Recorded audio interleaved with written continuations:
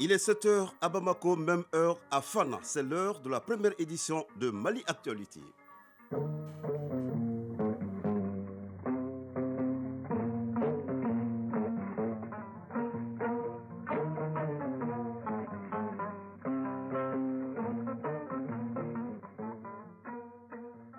Le journal Aguibou Koulibaly. Les titres. C'est ce matin que le Premier ministre Dr Choguel Kokalla Maïga sera devant le Conseil national de transition. C'est un exercice de contrôle des actions du gouvernement qui garantit aussi bien les intérêts des populations que l'équilibre des pouvoirs. Quel est l'état d'esprit du chef du gouvernement à quelques heures? On en saura plus avec Garibou Pérou en début de journal. À l'international, en Côte d'Ivoire, le Premier ministre Patrick Hachi dévoile son nouveau gouvernement composé de 32 membres contre 41 dans le gouvernement précédent. Et l'actualité des sports sera développée par Abdul Karim Kaba. Enfin, la chronique judiciaire s'intéresse au concept de juge au siège, de magistrat au siège, procureur général, d'avocats généraux et de président de l'audience qui est différent de président du tribunal. Voilà pour le sommaire, tout de suite les détails. Et bonjour et bienvenue. Nous sommes le jeudi 21 avril 2022. Je le disais dans le sommaire, le Premier ministre Dr Choguel Kokalla Maïga est prêt. Il sera ce matin devant le Conseil national de transition. C'est un exercice de contrôle des actions du gouvernement qui garantit aussi bien les intérêts des populations que l'équilibre des pouvoirs. Voyons l'esprit du chef du gouvernement à quelques heures avec Garibou Pérou. Placide de large sourire, le Premier ministre travaille avec sérénité. Dr Choguel Kokalla Maïga est invité par le Conseil national de transition sur les questions d'actualité. Dr Choguel Kokalla Maïga, Premier ministre. Cet exercice auquel nous sommes conviés me semble être un exercice républicain que le CNT met en œuvre dans le cadre de ses missions de contrôle du travail gouvernemental. C'est comme ça que nous voyons, parce que les deux institutions, le gouvernement et le Conseil national de transition, sont les deux pieds sur lesquels marche la transition. Et donc, je crois que le CNT est dans son rôle de demander au gouvernement, à travers les préoccupations des citoyens, les citoyens lambda, qu'est-ce que le gouvernement a fait du temps, des moyens et de la confiance que le CNT a placé en lui le 12 août 2021. Message électronique coup de fil, stylo rouge, le Premier ministre préoccupé parcourt les éléments de langage produits par les membres de son cabinet. C'est pour éviter les impairs devant les membres du Conseil national de transition. C'est dans une action dans laquelle on est au quotidien. Donc on n'a pas besoin même de préparation en fait. On peut juste se retrouver pour mettre de l'ordre dans les idées. Pour le reste, attendons de voir ce que le CNT portera comme appréciation sur ce qui va leur être dit. Les couleurs de questions d'actualité sont annoncées. Durant la séance, le banc du gouvernement sera occupé par Dr Choguel Kokalla Maïga. Il doit convaincre les membres du Conseil national de transition et gagner davantage le soutien des Maliens. Fin de l'atelier de validation de la stratégie de stabilisation des régions du centre et son plan d'action 2022-2024. Cet atelier était à l'initiative du secrétariat permanent du cadre politique de gestion de la crise du centre. Outre la validation de ces documents, l'atelier a permis de poser le jalon entre le secrétariat permanent et les ministères ainsi que des ONG. Au sortir des travaux de 2 jours, les initiateurs se disent satisfaits. Pour plus de précision, écoutons Mohamed Lamine Haïdara, secrétaire permanent du cadre politique de gestion de la crise du centre. Il est au micro de Drissa Kone. L'objectif de l'atelier, c'était surtout de valider la stratégie de stabilisation du centre au niveau des départements ministériels et des services techniques, des partenaires techniques et financiers et des ONG. De ce point de vue, nos attentes ont été comblées. Il y a eu 4 groupes qui ont été formés. Et chacun des groupes a eu pour mandat de se pencher sur l'ensemble du document de la stratégie. Dans un second temps, de se pencher sur un axe, parce que la stratégie est composée de 4 axes. Le premier axe, c'est la sécurité, la paix, la cohésion. Le deuxième axe, c'est la gouvernance, la justice. Le troisième axe, c'est l'humanitaire et puis le règlement économique. Le quatrième axe, c'est la communication et la coordination. Tous ces axes-là constituent des grands défis auxquels il faut faire face. Le plan d'action, c'est un document très compliqué à élaborer. Mais là aussi, nous avons fait un canevas que nous avons fait parvenir 2 ou 3 jours avant l'atelier aux différents ministères, aux différents partenaires et aux différentes ONG. Nous avons été agréablement surpris parce que malgré le délai relativement court, en tout cas la plupart d'eux ont fait des efforts parce que c'était vraiment très compliqué à remplir, évaluer les coûts, se rappeler de toutes les activités, arriver à mettre les activités dans le canevas par rapport aux axes. Il y a des activités qui sont un peu à cheval sur plusieurs axes, ce n'est pas très facile à faire. Nous sommes arrivés quand même en 2 jours avec une gestion qui nous a permis à tous les niveaux et à tous les axes de sortir avec un plan relativement budgétisé. ICRAF, le Centre mondial de l'agroforesterie Enabel, met des centres ruraux à la disposition des populations des villages de Wakoro et de Wolodo dans la région de Dioïla. Ces infrastructures viennent d'être inaugurées en présence des autorités politico-administratives. La réalisation de ces centres fait suite à la fin du projet sur l'agriculture climato-intelligente agroforesterie. Ces centres ont pour but de contribuer à la sécurité alimentaire dans la région de Dioïla. Le récit de nos envoyés spéciaux Awadit Makambara et Seydou Sissoko. Wakoro et Wolodo, 2 villages de la région de Dioïla qui subissent de plein fouet les effets néfastes des changements climatiques, toute chose qui impacte la production agricole dans ces différentes localités. Les populations doivent leur salut au projet sur l'agriculture climato-intelligente agroforesterie, un projet de ICRAF qui fait la promotion des cultures fourragères. En 6 mois de mise en œuvre, les fleurs ont produit les fruits attendus. Parole de l'exécutif. Traoré Virginie Traoré, sous-préfet de Dioïla. Les centres ruraux, les ressources sont donc de véritables centres de partage, de vulgarisation agricole, d'apprentissage et surtout de formation des producteurs dans la gestion durable des ressources naturelles et le développement communautaire. Le projet s'achève ainsi et ouvre la voie à la mise en place de centres ruraux. Ibrahim Touré, représentant ICRAF au Mali. Les centres ruraux sont nés d'un constat. On s'est rendu compte que les aspects de vulgarisation ont quelque part atteint leurs limites. Donc les centres de ressources permettent de réunir au sein d'un même centre différentes activités, que ce soit des activités agroforestières, que ce soit des activités qui ont trait au maraîchage. Les communautés viennent à ce centre-là pour se former, pour se ressourcer et bénéficier de cette dernière technologie-là. L'exploitation de ces centres doit permettre aux populations de mener des activités agro-silvopastorales et subvenir à leurs besoins. En clair, promouvoir l'autosuffisance alimentaire. Bart Vandersplatz, représentant adjoint de Enabel au Mali. C'est pour pouvoir concrétiser quelques objectifs et de pouvoir démontrer très concrètement ce qu'il y a dans des grandes théories contre les grands défis de sécurité alimentaire, de changement climatique. L'un des volets les plus importants de ce projet, la création d'emplois. Déjà, 160 personnes travaillent sur la parcelle à Wakoro. Les populations n'en demandaient pas mieux. Fanta Doumbia, représentante population de Wakoro. Nous, les femmes de Wakoro, sommes contentes. Nous allons en faire bon usage. Nous remercions les partenaires. La construction de ces centres ruraux vise à renforcer les capacités des acteurs locaux en matière d'adaptation, d'innovation et d'atténuation des effets du changement climatique.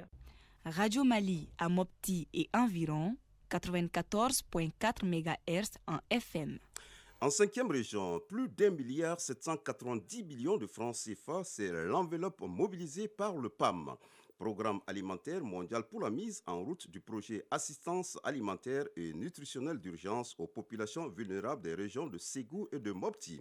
Ce projet qui vise à atténuer la souffrance des personnes déplacées internes, des femmes allaitantes et des enfants affectés par les conflits et chocs climatiques est exécuté par l'ONG humanitaire et allemande Welfhunger Health pour un monde sans fin pour une durée d'1 an. Ouarte Mopti, Daouda Diakité. Le programme Assistance alimentaire et nutritionnelle d'urgence aux populations vulnérables qui vient d'être mis en route à Mopti est financé par le PAM, Programme alimentaire mondial à plus d'1,790 milliard de francs CFA. Il est exécuté par l'ONG humanitaire allemande Welthunger Hilfe qui signifie pour un monde sans fin. Bamenta Fatimata Kone, chef du projet Assistance alimentaire et nutritionnelle d'urgence aux populations vulnérables. L'objectif de ce projet, c'est de contribuer vraiment à faciliter l'accès à la nourriture aux populations vulnérables. Le nombre de bénéficiaires ciblés, c'est plus de 75 000 bénéficiaires qui sont ciblés. Et la nature d'assistance, c'est beaucoup plus l'assistance alimentaire. Cette initiative qui cadre avec les priorités nationales est saluée par les autorités politiques et administratives de Mopti. Ousmane Diallo, conseiller aux affaires économiques et financières du gouverneur de la région de Mopti. Il importe de vous signaler que la gestion de la sécurité alimentaire et nutritionnelle a de tout temps été une des préoccupations majeures des plus hautes autorités du pays. Je voudrais, au nom du gouverneur de la région de Mopti, remercier le PAM et WHH pour leur contribution afin d'assister les populations vulnérables des régions de Mopti et de Ségou. À noter que le projet assistance alimentaire et nutritionnelle d'urgence aux populations vulnérables, prévu pour une durée d'1 an, intervient dans les cercles de Barawili en région de Ségou et Mopti. Mopti, Daouda Diakité et Salif Tambélé pour l'ORTM. À 7h passées de 10 minutes à Mopti, nous ouvrons la page internationale de cette édition. Tout d'abord, en Côte d'Ivoire, le Premier ministre Patrice Achi dévoile son nouveau gouvernement. L'équipe dévoilée hier par le Premier ministre, tout juste reconduit, est composée de 32 membres contre 41 dans le gouvernement précédent. Une équipe resserrée comme promis, mais sans grand chamboulement. Les principaux portefeuilles restent aux mains de leurs titulaires. Les affaires étrangères à Kandia Kambara, la défense à Téné et Birahima Ouattara, l'agriculture à Kobena, Kwasi Adjoumani, l'intérieur à Ouangodo Diomandé, l'éducation à Mariatou Kone. Au Tchad, pose de la première pierre du mausolée d'Idriss Déby à Ambadjaras. La construction de cet ouvrage de marbre sur la tombe de l'ex-président de 7 mètres de hauteur et 650 mètres carrés doit durer 8 mois. Le président du Conseil militaire de transition, son fils Mahamat Idriss Déby, est depuis quelques jours dans la région de l'Enedi-Est. Il a participé hier à une prière collective, mais pas à la commémoration d'hier. En RDC, le gouvernement a annoncé l'augmentation des salaires des fonctionnaires et agents publics de carrière à partir de ce mois d'avril 2022. Le vice-président ministre en charge de la fonction publique a évoqué une hausse de 30%. Selon Jean-Pierre Liho, une haute augmentation est prévue pour le troisième trimestre de cette année, cette fois-ci de 45%. Le gouvernement congolais entend ainsi répondre aux demandes récurrentes des fonctionnaires concernant leur niveau de vie.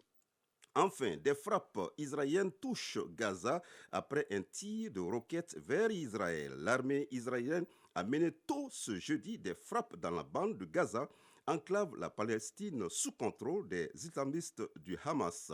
Après un tir de roquettes depuis ce territoire vers Israël, ont indiqué des témoins et des sources sécuritaires. Les frappes israéliennes, les deuxièmes cette semaine, suivant à chaque fois un tir de roquette, se sont concentrés dans le centre de la bande de Gaza, ont précisé ces témoins et des sources sécuritaires palestiniennes interrogées par l'AFP. À présent, la page des sports.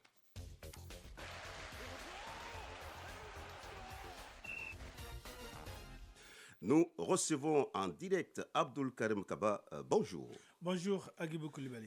Football, tout d'abord, championnat national de Ligue 1, la 20e journée donne son coup d'envoi demain. Au stade Modibo Keïta, Yele Olympique sera opposé à l'AS Bakaridjan de Barawili en seconde heure. Le 11 la joueront contre la Somme. Cette 20e journée du championnat national de Ligue 1 se poursuivra samedi avec 4 matchs, notamment de l'Ibasi AS Police, LCBA COB et Yosekita 16 Goulomvla, Yosbo Usfas. Dimanche, des rencontres sont au programme au stade Modibo Keïta.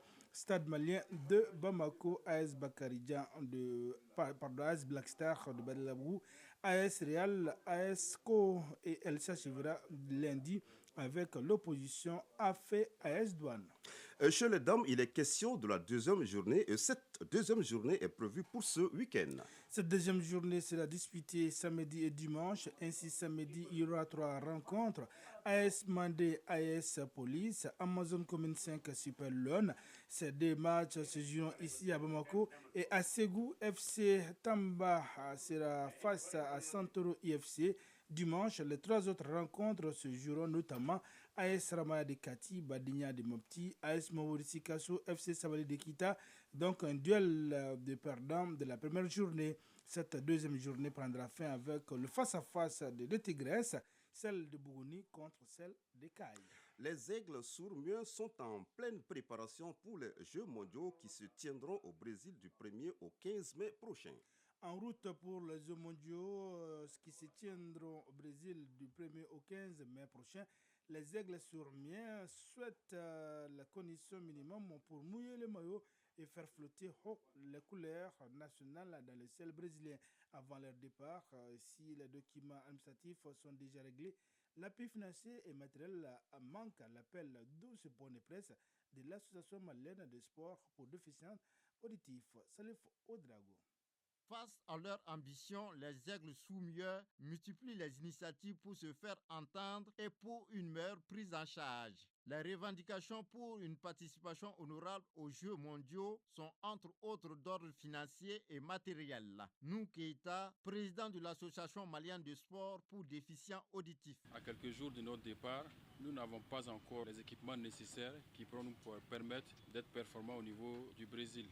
Ces matériels sont les équipements sportifs, les maillots, les choisibles, les survêtements, parce qu'au Brésil, il fait très frais. Maintenant, autre problème majeur aussi, c'est la prime des joueurs. Parce que depuis que nous sommes revenus du Kenya, nous n'avons pas encore reçu nos primes. Le mandat a été déposé au Trésor depuis le mois d'octobre, mais jusque-là, nous sommes en attente. Les jeunes joueurs sont un peu inquiets, ils ne souhaiteraient pas aller au Brésil sans pour autant obtenir leur prime. Les vice-champions d'Afrique, hyper motivés pour leur première participation aux Jeux mondiaux, n'attendent que d'être assistés et accompagnés par les autorités. Ousmane Fofana, sélectionneur adjoint des Aigles Sourmiens. On sait que si on a notre effectif total avec nous, je ne dis pas qu'on va prendre la coupe, mais on ira loin. Mais notre objectif, c'est quoi? C'est pour prendre la coupe, pour être champion du monde. Avec votre concours, avec tous les Maliens, priez pour nous, donnez-nous les bénédictions. Et vraiment, je sais que ces enfants, ils sont là, ils sont prêts pour ça, ils sont là pour ça. Moussa Keita, capitaine des Aigles Sourmiens. Je lance un cri de cœur à nos autorités de prendre toutes les dispositions, que nous ayons nos primes avant notre départ pour le Brésil, parce que beaucoup d'entre nous ne travaillent pas. Voilà, donc on a quelques difficultés. On souhaiterait avoir quelque chose avant de voyager. Voilà, mais si toutes les conditions sont réunies, je pense que nous pourrons donner le meilleur de nous-mêmes. Logé dans le groupe C, le Mali doit composer avec l'Allemagne, les États-Unis, l'Irak et la Turquie. Notre équipe nationale des Sourmiens s'envolera le 26 avril prochain. Et comment bonne chance donc aux Aigles Sourmiens. Tout à fait. Et enfin, la leçon du sport de ce jeudi porte sur les 3 passes en volleyball. Dans un match de volleyball, il n'est pas permis de faire plus de 3 passes dans son propre camp. Isaac Thienou nous en parle dans ce dossier en rediffusion. Dans une rencontre de volleyball, le but du jeu est d'envoyer le ballon par-dessus le filet afin qu'il retombe dans le terrain opposé. Pour ce faire, les joueurs ne peuvent excéder 3 passes dans leur propre camp. Emmanuel Kamaté, directeur technique national de la Fédération malienne de volleyball. Les 3 passes, c'est quoi? Après le service, je fais une réception. La réception, je la dirige vers le passeur. Ça, c'est une première. Une deuxième, le passeur peut donner à un attaquant. Ça, c'est la deuxième. Et la troisième, l'attaquant fait passer le ballon au-dessus du filet dans le camp adverse. Les normes des 3 passes. Mais il n'est pas obligé de faire les 3 passes. Il peut, à la première passe, il peut faire une attaque. Deuxième passe, il peut faire une attaque. Donc, on ne peut pas dépasser 3 passes dans son propre camp. Faire 3 passes peut être un schéma tactique pour réussir un point. Emmanuel Kamaté. C'est une bonne préparation tactique, sinon il n'y a pas de sanction. Que vous faites une passe et vous faites passer la balle au-dessus du filet, il n'y a pas de sanction, ce n'est pas une faute. Faire plus de 3 passes constitue une violation en volleyball. C'est une faute. La sanction, c'est quoi? Vous perdez le ballon et le point est à l'adversaire. Voilà, c'est une violation de la règle. Même si le volleyball n'est pas un sport de contact, la touche assistée existe, nous précise le DTN. On ne peut pas prendre appui sur quelqu'un pour faire une attaque ou bien pour faire une passe. Sinon, il peut bel et bien avoir des contacts. Une personne peut avoir des contacts et jouer le ballon. Dans ce cas, le ballon est joué par une seule personne. Au volleyball, le ballon peut toucher n'importe quelle partie du corps. Seulement, il ne doit pas être tenu ni lancé. Chronique judiciaire. Le présent numéro de chronique judiciaire s'intéressera au concept de juge au siège, de magistrat au siège, procureur général, d'avocats généraux et de président de l'audience qui est différent de président du tribunal. Chronique judiciaire de ce jeudi en rediffusion avec Adama Djimide. Les magistrats du siège sont des juges dont la fonction est d'instruire et de trancher les différends dont ils sont saisis. Ils sont chargés de dire le droit en rendant des décisions de justice. Ce sont des juges classiques qui prononcent des jugements et font appliquer la loi. Les magistrats du parquet ne sont pas des juges. Le parquet est aussi appelé ministère public, ne prononce pas de jugement mais représente la société et défend ses intérêts. On l'appelle la magistrature debout, car à l'audience, le parquet, c'est-à-dire le procureur, se lève pour faire sa réquisition, demande une peine au juge au siège. Ces derniers sont désignés par le président du tribunal, Oumou Elkar Niaré, présidente du tribunal de grande instance de la commune 2. Rarement le président du tribunal monte à l'audience, il désigne des juges au siège. En désignant un juge au siège, parce qu'on a une programmation pour les audiences, par exemple les audiences correctionnelles, qu'on fait de manière trimestrielle. Donc chaque juge au siège sait quand il va monter. Et aussi le juge au siège qui monte en audience, on l'appelle président à l'audience. Le président du jour, c'est le président, ce n'est pas forcément le chef de la juridiction. Donc les gens font souvent la confusion. Le juge au siège monte en audience, il est le président, il ou elle est le président à l'audience. Après l'audience, le président prend des dispositions pour rédiger le jugement. Lorsque le verdict est rendu, le président de l'audience doit rédiger le jugement. Donc une fois que le juge au siège, président de l'audience, rédige le jugement, ça part au greffe, au niveau du greffier en chef, au niveau du greffier aussi audiencier qui était là, qui est monté ce jour-là à l'audience. Le travail du juge au siège s'arrête là. Parmi les magistrats du parquet, on retrouve les procureurs de la République et leurs substituts ou adjoints, les procureurs généraux au niveau de la Cour d'appel et de la Cour suprême et les avocats généraux qui sont les adjoints des procureurs généraux. Voilà, c'est la fin de cette édition à 7h passées de 21 minutes à Mopti. Sa mise en onde est assurée par Mamadou Boubacar Diallo, réalisation et rédaction en chef Brahma Traoré, mise en ligne Tamsir Diabaté et son équipe. Un journal présenté par Agibou Koulibaly.